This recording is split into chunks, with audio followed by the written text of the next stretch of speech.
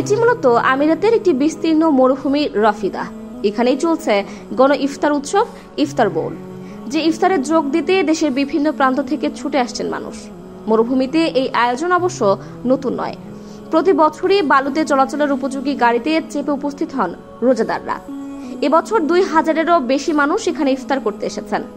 ইফতার বোল ইভেন্টে যারা আসেন তাদের প্রধান আকর্ষণ এখানকার অনন্য প্রাকৃতিক সৌন্দর্য।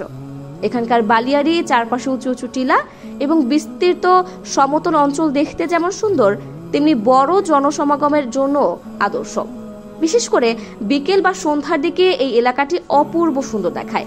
তাই পরিবারের সদস্য ও বন্ধু বান্ধবদের নিয়ে অনেকেই এখানে ইফতার করতে ছুটে আসেন। রোজার নিয়ম মেনে যথারীতি সূর্যাস্তের সময় তারা ইফতার করেন, নামাজ পড়েন এবং বিভিন্ন গ্রুপ নিজেদের ইফতার, চা, কফি পরস্পরের সঙ্গে ভাগাভাগিও করে নেন।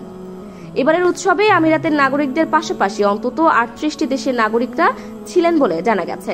1991 সালে রাফিদার বালিয়াড়ি ও টিলাগুলোতে ভ্রমণের এক পর্যায়ে এই মরুভূমিতে বোল বা গামলার মতো একটি জায়গা আবিষ্কার করেন শৌখিন চালকদের অ্যারাবিয়ান অফরোডার্স নামের একটি সংগঠন। তখন থেকে প্রতি বছর রমজানে গণ ইফতারের আয়োজন হয়। প্রথম দিকে লোকজন অনেক কম হতো। কেবল আমিরাত ও আশেপাশের প্রতিবেশী আরব দেশগুলোর নাগরিকরা এই ইভেন্টে আসতেন।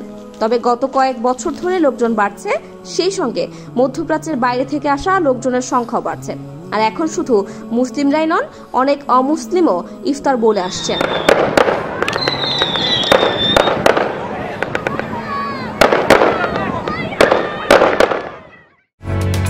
ওমানের সেরা রেট দিচ্ছে বাংলাদেশি প্রতিষ্ঠান গালফ এক্সচেঞ্জ।